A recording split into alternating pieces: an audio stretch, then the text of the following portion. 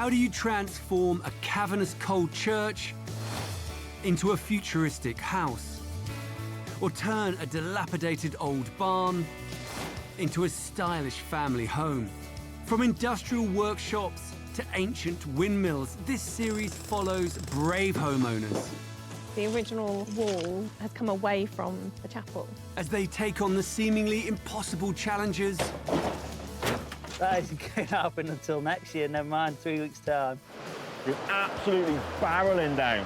of transforming historic structures never built to be lived in. We explore the master crafts and ingenious modern design it takes to build an impossible house. It's another bit of history saved. In this episode, a determined couple The water was coming in there, the wheel was turning here. I've got it in my head. I think it'll be absolutely smashing. embark on a project of a lifetime. You see, if we knocked it down, that's like spitting on history, isn't it? To rebuild this historic watermill. To see someone actually bringing life back to this, for me personally, is exciting. That's set to collapse into the River Severn. I mean, if this crane comes anywhere too close to this edge, we're tipping down. With ambitious plans to transform it into their dream home. Look what we're doing to it. It's amazing.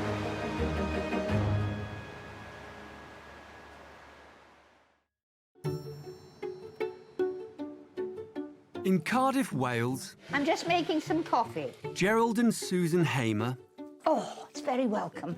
have been happily married for 56 years. They have 2 sons, 2 grandchildren, and a large extended family. Susan used to be an English teacher and Gerald worked in finance. They enjoy travelling and have ventured far and wide, to Brazil, India and Greenland to name a few, but have always felt the call to home and have kept a base in their beloved Wales. That's a Rowan, and I think there's another Rowan further down. It was always the place that defined where home was.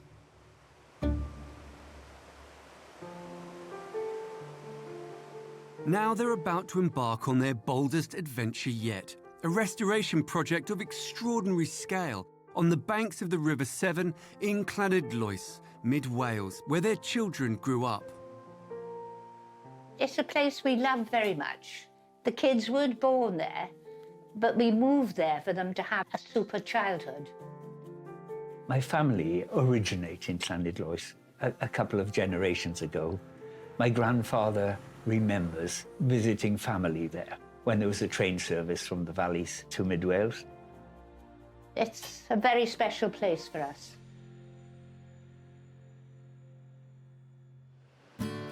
Susan and Gerald want to save an iconic part of Llanidloes' past. I think that would probably put in when a lean-to was put on the other side. They want to inject a new lease of life into the town's historic watermill.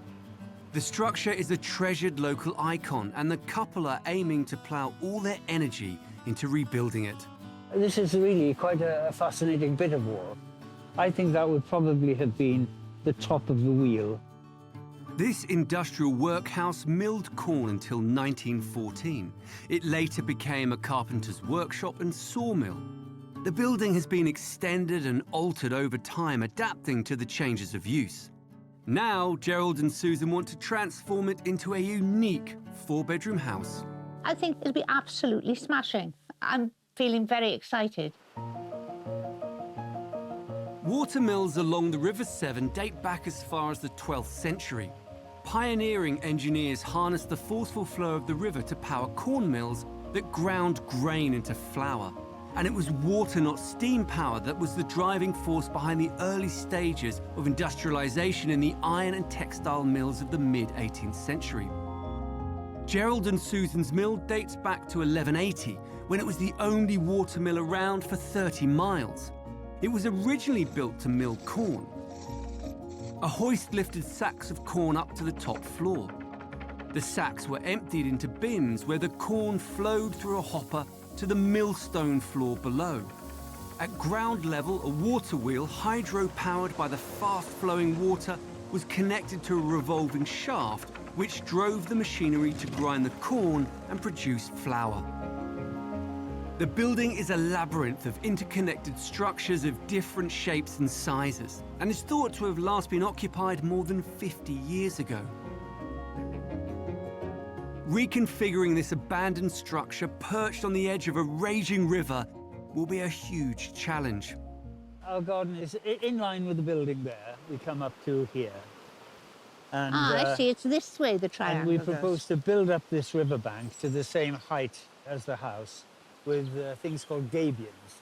These are great cages filled with rocks, and that'll hold back the soil, but more importantly, it'll hold back the river, because when the river's in spate, it's pretty heavy. To transform this historic structure, Gerald and Susan plan to rebuild what's left of its existing walls with a mixture of old stone and modern bricks. They will then erect a high-tech precision-cut timber flat-pack frame inside to form the floors, rooms and roof. This will be anchored to a network of steel beams. On the ground floor, there will be an entrance hall that leads into an open-plan dining and living room separated by a central fireplace. To the left, there will be a kitchen diner, a utility room and downstairs toilet. Double doors off the kitchen and lounge will lead onto a terrace overlooking the river. Upstairs, there will be 4 bedrooms, all en suite. There will also be a terrace leading off the landing and the master bedroom. The floor will be even, and we'll have underfloor central heating. That will make the place immediately warm as you come through the front door. I can see the furniture. The colour scheme will be pale blue throughout the downstairs, and dove grey satin silk curtains. The pictures on the wall, I've already chosen 6 of them.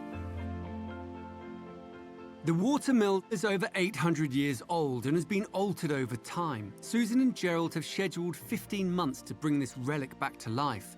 They've got a budget of £350,000, which sounds like a lot, but not when you take into account something this old, in this condition, located right next to a very powerful river.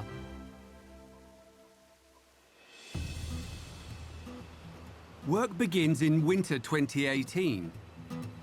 The first task for the team is to remove the mill's fragile mid-19th century extension. We've taken out the mezzanine, such as it was. We've made an assessment about the quality of the walls, and this one I think we will take down and rebuild. That one will stay because it's in good shape.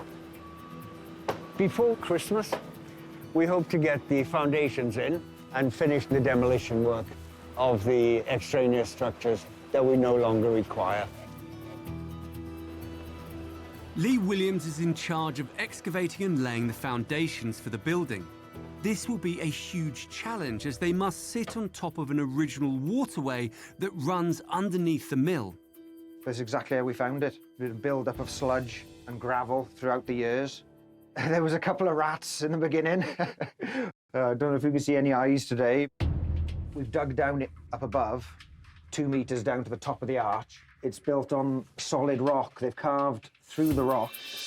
A structural engineer must now assess the stability of this tunnel before work on the foundations can begin. Gerald and Susan always knew there was a tunnel feeding water to the mill, but couldn't assess its significance because historic plans don't show its location. What they didn't anticipate was that they'd discover a second tunnel. Here, you can see the arch over the top of the second tunnel. It ran across the floor here because this was the timber mill, and so we used the original weir to power it. But this one, it ran diagonally through here, which couldn't have been more inconvenient. What Susan and Gerald discovered is a legacy from 1840 when the mill was in its prime. To feed power to the newly added timber mill, the owners dug a second tunnel. It sits directly under the western corner of the new building and could collapse at any moment.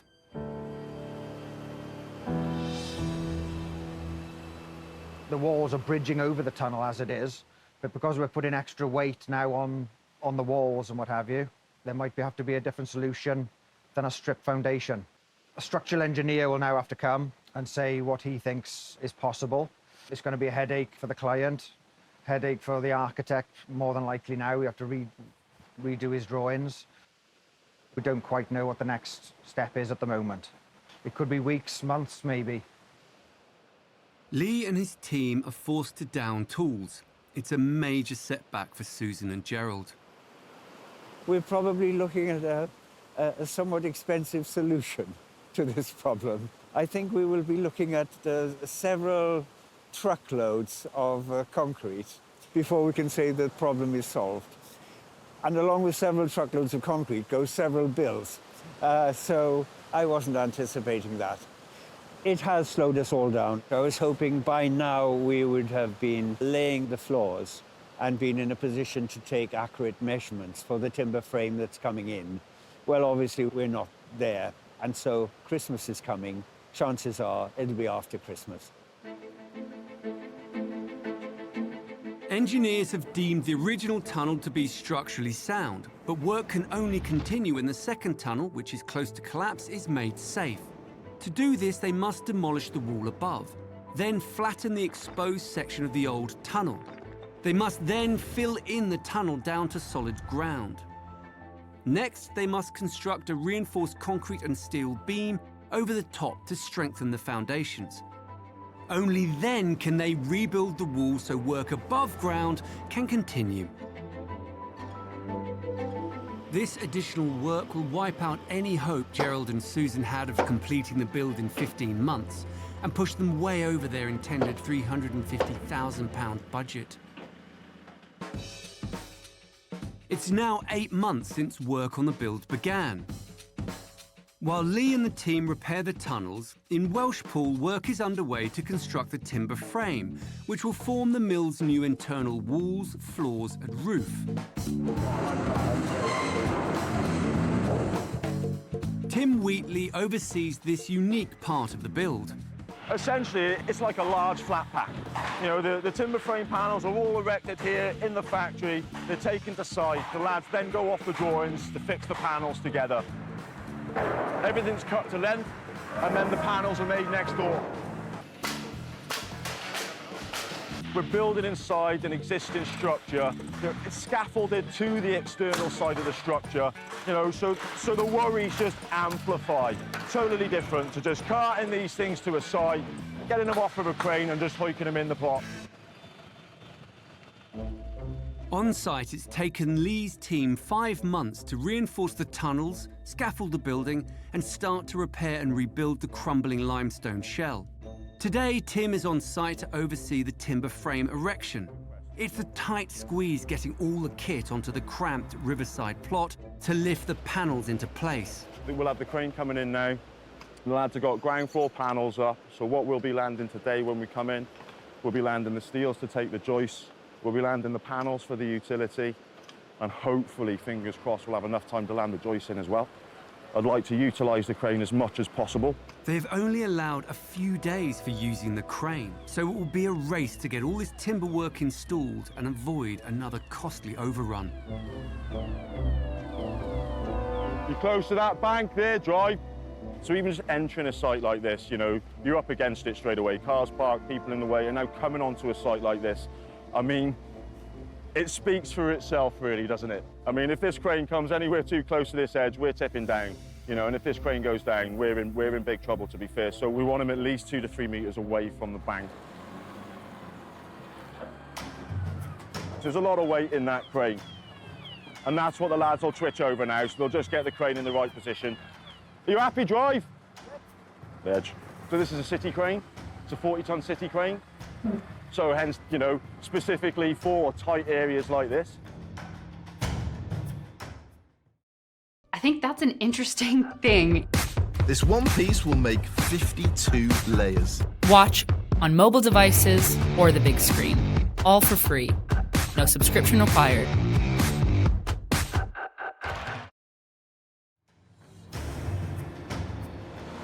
Wow. This is the day we've been waiting for.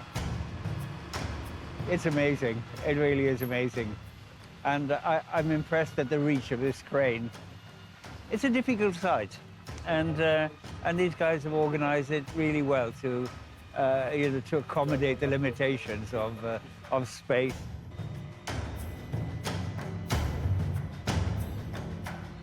This is the oldest structure I've ever done, which is brilliant. You know, I'm a local boy, I live 15 miles down the road. You know, I grew up in this area. So to see someone actually bringing life back to this, for me personally, is quite exciting. Before they can lift the timber panels into place, they must position a network of steel beams.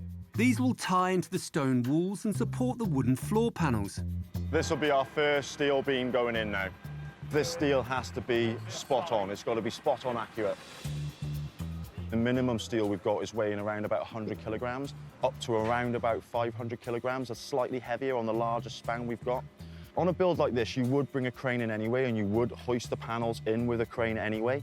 Ground floor, we've managed to carry ground floor in by hand. It's impossible to carry the steel in by hand. Hang on! Watch your fingers, Brad. Stop! We've got our first steel in. Sitting nicely on the pad stone there, nicely on the pad stone this side. And then now what the lads will do is joist onto that. We've got to be incredibly careful. A lot of these walls, they're not really tied in with anything. So one knock, you know, and that wall could just go.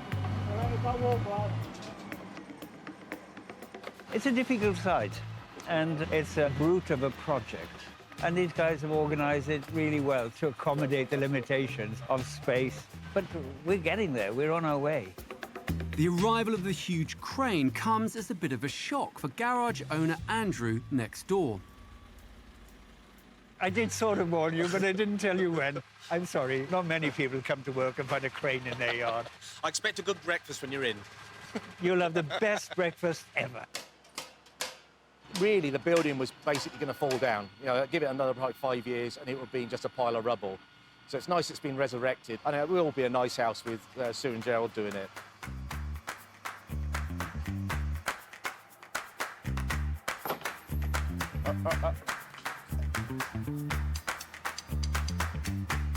That's low.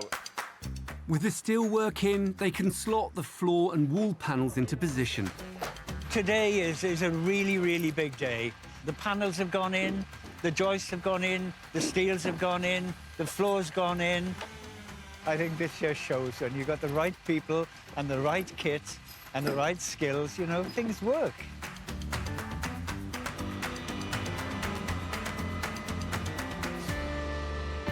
Fantastic. Thank you. Good man. Good man. It takes 2 days to install all the floor and wall partitions. The internal layout of the structure is taking shape, much to Gerald's delight after all the setbacks. Oh, wow. Got a ceiling. Just as they gear up to erect the panels that make up the roof, the heavens open. Welsh weather. You know, you wake up in the morning, it's sunshine outside, you go to work, it's peeing down with rain.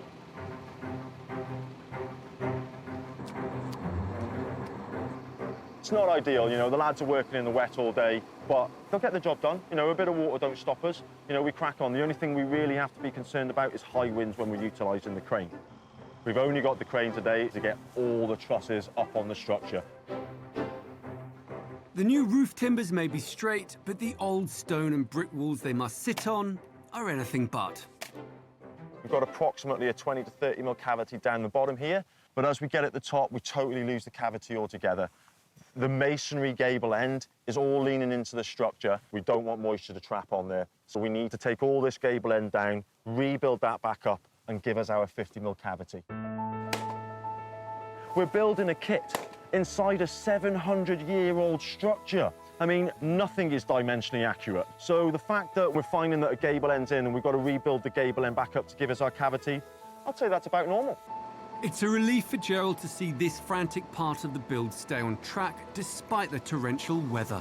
We've got first floor panels up now. We've got roof trusses up there now today. Amazing. The utility section's still left to do, but we'll tie that back in. You can manhandle that. Yes, we can carry that in from there.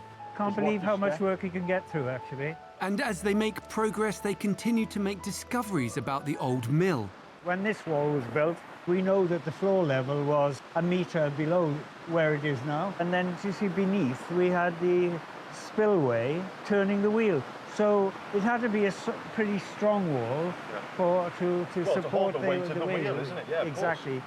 And in the corner here, we can see where the wheel bearings were. So at some point, another 200 or 300 years on, or whatever it is, this structure's then been put up. Someone said, let's put another couple of floors Yeah, on. let's go up again. Yes, before they bring in planning permission. And up it went. You know, it's taken someone like yourself to see it, put the investment in, and want to bring something back. Indeed. Say no more about the investment.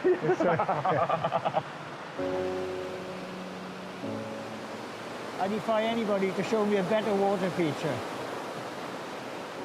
It's absolutely barreling down. Awesome if you love canoeing. It's all looking good. Shame about the weather, but I think we're going to get there. Look what we're doing to it. It's amazing. I'm very proud, actually. Honestly, there's got to be anyone's dream. You know, to find a structure like this, the location that it's in, and to be able to bring it back to life is just absolutely immense. Would I love to do something like this? Hands down, every day of the week. But unfortunately, I don't have the money that the client has, so I'll still be dreaming.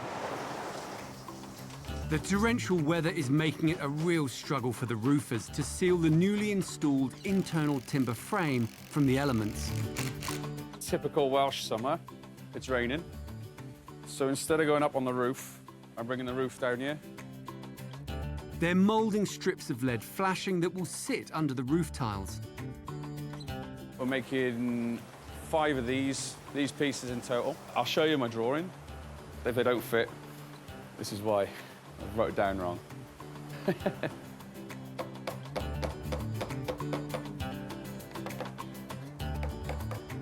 That's prepped, ready for welding now. There we go. Another piece made. Once installed, the strip should make the mill watertight and bring it another step closer to being a home. The restoration work involved in transforming an abandoned relic will usually cost more than the purchase price of the structure itself. This reconfigured pump house in Norfolk is a striking example. It was built in 1847 and housed a steam engine to pump water out of low-lying fenlands to stop them flooding. It has been lovingly restored by architect David Long. The water from the flat landscape drains into this drainage channel that approaches this side of the pumping station and then disappeared under the building through this arched opening. Inside, there was the huge steam pump pumping away, and the water was sucked up from down there and went through the other wall of the building in a large pipe into the River Wissey. Seeing the potential that others might not, David bought the abandoned pump house for £190,000 in 2015, with the vision to transform it into a one-of-a-kind family home. The condition was absolutely appalling. It was a building which had not been used since 1974 when they turned the pumps off, but for us it was exactly what we were looking for. The building was a crumbling shell. The roofs and the windows were beyond repair, but David wanted to retain as much of the old structure as possible. The bits of the building that we preserved were the walls.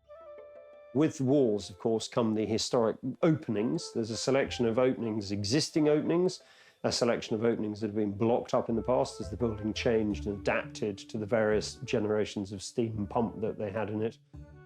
We found piles of spare bricks inside, so we used those to make our alterations to the external walls. After that, the trick was to fit 5 bedrooms into this rather tall, thin building that had the pump in it. So what we did here was constructed a new timber frame construction inside the original structure and is tied to the existing shell. So the new timber structure actually retains the external walls. This meant 5 bedrooms could be placed in the engine house, but the biggest challenge remained in the depths of the old pump house. Rather than keep the water out, David cleverly turned it into a luxury spa. This was the place where the water was brought up. This actually goes down 4 metres. So there was a huge pipe which dropped down here where the water was sucked up. It took 12 months and £260,000 to complete this dramatic transformation. This understated approach means the building still resembles a Victorian pump house. The part that I suppose we're most proud of is the fact that we've managed to bring it back into use without having to massively change it. It still retains its original feel. Which is exactly what Gerald and Susan are also striving for with their historic watermill restoration. In Llanidloes, it's now 10 months since the build began. The roof is finished, making the mill watertight, and all the timber frame is in. Progress is really great. The interior walls are up. We can't do much more to the interiors until we've done the first fix for the gas, water and electricity. It's coming on really great now. We've come to a point now where we really start needing to be very detailed about the next phases, and the most important will be windows. We have decided that we really want to have triple glaze. But one of the technical problems with these that we have to face is the weight. Triple glazed windows are heavy boys and girls. So hopefully we'll be able to have them delivered with glass panels, removable, so that we can install the frames and then reinstall the glazing. The big window will weigh 200 kilos. And it's difficult, you know, this isn't a flat site. We can't approach it from the riverside. We've got to bring it in through the house. Even though they're still far from finished, Susan's got her eye on the decor. I can definitely know the furniture for there. But you see, this is the wall. We could have one of those really elongated dresses that you see, which are about this wide. Sure. And something like that, whatever age. Plenty of walls for paintings. It won't take up so much room if it's that narrow. And while the interior will have a contemporary feel, Gerald and Susan want to retain as much of the mill's history as possible. We'll keep this. We'll put a new door frame in here. It's a lovely feature. We'll clean up the stone chemically, put all this coining either side, and a little brick arch at the top. The scale of this transformation really is extraordinary, and Gerald and Susan's enthusiasm is infectious, even when it comes to selecting the soft furnishings.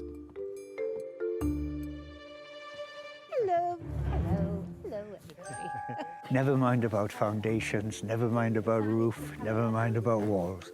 We're now dealing with curtains. Let me have a look. Yeah, isn't it that one? That's nearly the colour, though it's striped. I'd be very precise about this. We all have our opportunity to discuss and to say. But irrespective of what we discuss and say, Susan will make the choice. That's the book you're going to like. Right, I'll flick. There's some nice ones Also in there. lovely colours there. Yes. This is when I make my choices of colour. And I usually do it here. Yes, I think that might be... Oh, I thought you were going to have plain. Well, It that's is plain. plain, but it's just got that slub running through it, Yes. so it's giving you the two-tone. A bit of a weight to it, you see. And if you want it to be heavier, Yes. go for a heavier lining. Yes, yeah. Oh, yes. Yeah. You see, there's that, but that compared to That's that what I is- thought you were going to have, but I must say I would prefer For that. that. It's not my favourite part of the build, but I have to remain present, and I do enjoy it. But Susan's very good. She knows what she wants, and she will make it look very nice. There's 4 bedrooms, and I want 4 different. I was thinking of lilac, and I was thinking of green, too. Oh, I tell you what. No, I was thinking of that. Oh, yeah, nice. Right, I like that one. Because you can have pale green curtains and, you know, and bedding. A lot of greens tend to go together, don't they? Yeah, They absolutely. blend. No problem. So I'll go down. I've chosen... That's 1 bedroom, that's 2 bedrooms, that's a kitchen. Definitely that is exact colour that I anticipate. Right, 1, 2... And the green? And the green 3. A bedroom. Bedroom. Sitting room. bedroom, kitchen. It's not bad for 10 minutes. Right, I think that's it. I think we're quite happy with those, aren't we? Bye-bye, everyone. Susan and Gerald really are a tower of strength. Over the next 19 months, they push ahead with the internal transformation. Outside, work begins on a striking, unplanned feature, sparked by a fortuitous discovery. Back in 1840, engineers built a special room on the side of the building to house the new water wheel. More than 180 years on, the addition is still structurally sound. So Gerald and Susan decide to turn it into an extra storeroom and build a terrace on top overlooking the spectacular river. It doesn't take long to lay the concrete base for the terrace. Although it's calm today, the river here can really batter this side of the building. So glass makers Graham Watkins and Gary Hughes are on site to bolt and glue metal fixing brackets into the base to secure the toughened glass panels which will surround the terrace. It's the strongest stuff you can possibly get. It's harder than concrete. The glass is about 34 kilo a piece. There's a bit of weight in them. Right, I'm in. It's 13.5 laminated glass, which basically means if you do ever damage it, it won't go into 1,000 pieces, it'll stay in place. When you've got to drop the other side as they've got here, that's what you need, really. The guys work very carefully to slot and clamp each panel into the brackets. If you were to touch it right on the edge with something very hard, it will just go, it'll just break. It'll still stay standing, but it'll just shatter. Although, if you got one of those bricks and threw it in the middle, you wouldn't break it. It's a safety glass, but it's very expensive as well. It takes most of the day to secure all 10 panels into place. Graham and Gary glue a special rubber seal on top to form an airtight connection and moisten the rubber so the steel handrail slides on more easily. We've got to move quite fast because the water will just evaporate before we can get the stainless on top of it. That there will be stuck on there now. That won't come off. I think it's brilliant. I think it's absolutely brilliant. This gives us everything we wanted. It enables us to sit here. It helps to screen the sound of the river. It protects us a bit from the wind and keeps our gin and tonics nice and cool. And I think we're going to have a fabulous terrace here to enjoy. The unplanned feature has added nearly £8,000 to the cost of the build, but they've created a great new space to relax in. It might have cost twice as much as a ordinary steel balustrade, but I think it does the job more perfectly and for longer. It's been just over 2.5 years since Gerald and Susan started work restoring this 800-year-old abandoned mill in mid-Wales, reconfiguring it into a home. They set themselves a budget of £350,000 and a schedule of 15 months to complete this ambitious transformation. But the discovery of hidden tunnels and working on such a difficult site, so close to a fast-flowing river, has doubled the build time and pushed them well over budget. But now the restoration is complete. They've cleaned and repointed what remains of the original stone walls and rebuilt what was missing in brick to create a spectacular 4-bedroom home.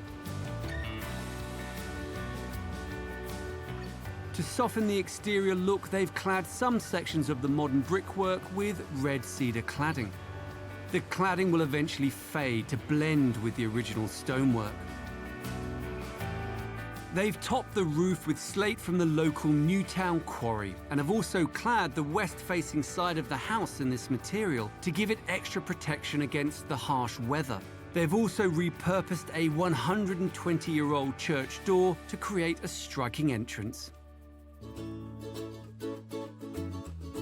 The extensive transformation is just as impressive on the inside.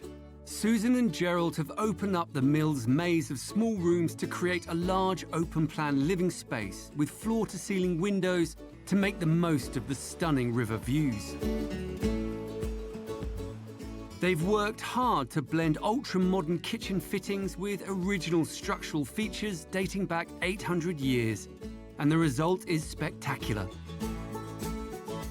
This is the hub of the house. It's where all the major creative activity takes place. Susan's pride and joy, I think. I like the fact that there's not lots of walking around. You know, you can be working here, put it in the oven there. This is the original wall of the old sawmill. We had to brick up some holes and make new ones and repair things, but when you look at it closely, to me, it's art. I chose to use modern sand and cement mortar. I wanted to be known that these are our modifications to the old wall. This belongs to us. This was how we modified that very, very old wall to become part of the naturalness of the kitchen. Beyond the kitchen are two split-level living areas with floor-to-ceiling triple-glazed windows, which let the light flood in.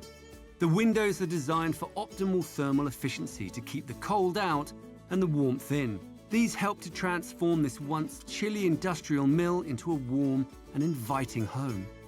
This is our living area. We were very fortunate. Because of the natural conditions of the site, we were able to turn it into a split level. And we're at the lower level, where we have the outlook onto the river, which is the main attraction of the whole site, in my view. And so we watch the river coming towards us. It's not often you can get a view like that. You can often have a house alongside a river. For a site where the river comes towards you, this is pretty unique. Between the levels, we have a wood-burning stove with two sides. So down here, primarily, it's watching TV, sitting, watching the river roll by. And then up there, we tend to have it more as a social area for sitting and chatting. We wanted to maintain the sawmill sentiment, and so we have steps coming down to this level. The floor was a bit more complicated, but we rather enjoyed the tiling that tends to come from Iberia. So we brought these floor tiles from Spain. Tucked away around the side of the house is a hidden gem that also takes advantage of the west-facing views. By restoring this historic relic, Susan and Gerald have tried, wherever possible, to retain the mill's authenticity. A new element is the bespoke timber staircase that leads up to the 4 bedrooms on the top floor. But they've also installed a very modern alternative. That's a passenger lift. We both decided that we'd have one put in. Walking up and down stairs is tedious, and also it's kind of future-proofing the house. Not just for me, but for anyone who finds themselves less mobile than they would like to be. In every bedroom, Susan's passion for style and fun shines through, mixing original features with sleek modern fittings and a touch of glamour. With bejeweled lamp fittings, mirrored vases, luxurious white marble bathroom floors and a standalone bath. This is my very favourite room. The first thing that happened is that I chose the colour. That limited me to what I could have to go with it. I think it's fantastic. I think Susan's done a fabulous job. All the choices, they match together rather well.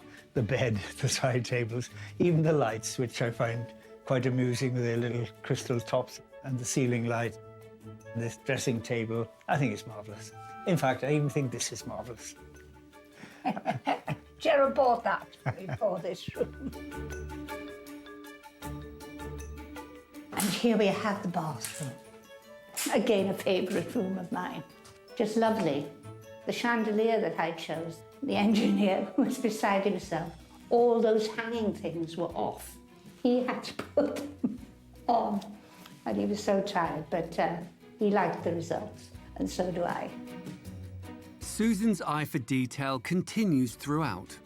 And in this yellow bedroom, we have the wall still, and with a beam in it. And that runs right through into the bathroom as well. Yes. In the red master bedroom, there's a full-height balcony with Juliet balustrade to make the most of the spectacular Welsh Hill views. This is the largest room. It's a totally different colour scheme, but the grey silver curtains sort of frame it all, which I think is lovely. And a magnificent top terrace with invigorating sounds of the raging river below. It's just about perfect for sitting there with a cup of tea early in the morning when the sun's rising, or late at night with a nice gin and tonic. Gerald and Susan have not only breathed new life into one of the town's most important buildings, they've crafted an amazing family home in a place that holds so many memories for them. And they're thrilled with the result. We didn't compromise. We met the vision, and it's exactly what we expected before we put pen to paper. But they did compromise with their 15-month build schedule. There was no prospect of hitting that sort of target. Not that we should have set a target, really. When you're doing a project like this, you can't get uptight. It won't make it go faster. It took longer than we expected. Mainly, I would say, it was because of the unforeseen circumstances of the site and previous constructions on the site, the leaks linking the different power sources of the mill. That was something that took a lot of time to understand and to address. And then the usual stuff, building materials not being immediately available. And beyond that, so much of what we have in this house is not off the shelf. The steel girders that we had to conceal in the roof had to be rolled to the size and lengths that we wanted them and galvanized and so on. The same with the terraces and the balconies. Almost everything is bespoke, including the staircase and the fireplace and the doors. 2.5 years to build something like this. So what? And their £350,000 budget went out the window. We came to a point where we said clearly this budget was for a dreamer. Now, maybe we are dreamers, but we're going to buy what we need to buy, we're going to pay for what we need to pay, and we're going to finish the job. But despite all this, Gerald and Susan have everything they wanted. Upstairs, each bedroom has its own colour and its own personality. The downstairs living areas is blue, calming. From my point of view, it was perhaps even a little bit better than I'd hoped. We didn't want to, in our terms, destroy the perspective of the old building, but we wanted to renovate without changing where the doors and windows were on the side, the Riverside, and that has turned out to be perfect. It was an old, tumble-down set of buildings. I hope those people who pass by, and a lot do, and have a long look, I hope they appreciate what we have done.